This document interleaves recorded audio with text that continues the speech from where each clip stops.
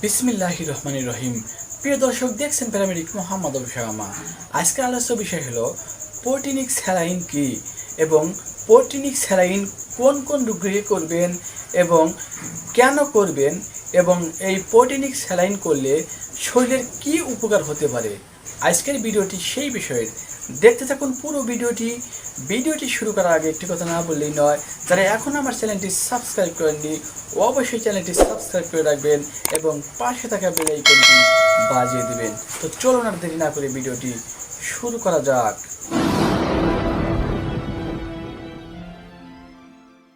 প্রিয় দর্শক, এক ভাই আমাকে কমেন্ট করেছেন যে ভাই, প্রোটিনিক স্যালাইন কিভাবে ব্যবহার করব এবং কোন কোন রোগীকে ব্যবহার করব।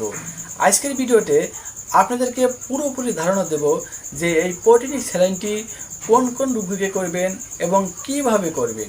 এই প্রোটিনিক স্যালাইনের মধ্যে রয়েছে ইসেনশিয়াল অ্যামাইনো অ্যাসিড, নন ইসেনশিয়াল অ্যামাইনো অ্যাসিড এবং ইলেক্ট্রোলাইট।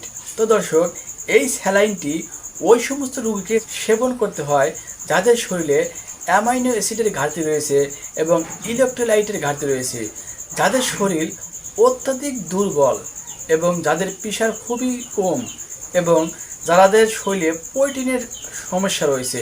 তো দর্শক, সেই সমস্ত রোগীকে যদি আপনারা সেবন করেন তাহলে তাদের শরীরটাই সচল হবে এবং তাদের শরীরে শক্তি বৃদ্ধি পাবে, ইলেক্ট্রোলাইট এবং অ্যামাইনো অ্যাসিডের ঘাটতি পূর্ণ হবে। এই প্রোটিনিক স্যালাইনটি কীভাবে সেবন করবেন? এই প্রোটিনিক স্যালাইনের মধ্যে কোম্পানি ফিক্স করে সকল মেডিসিন দিয়ে দিয়েছেন, এজন্য এই স্যালাইনের মধ্যে অন্য কোনো কিছুর প্রয়োজন হবে না।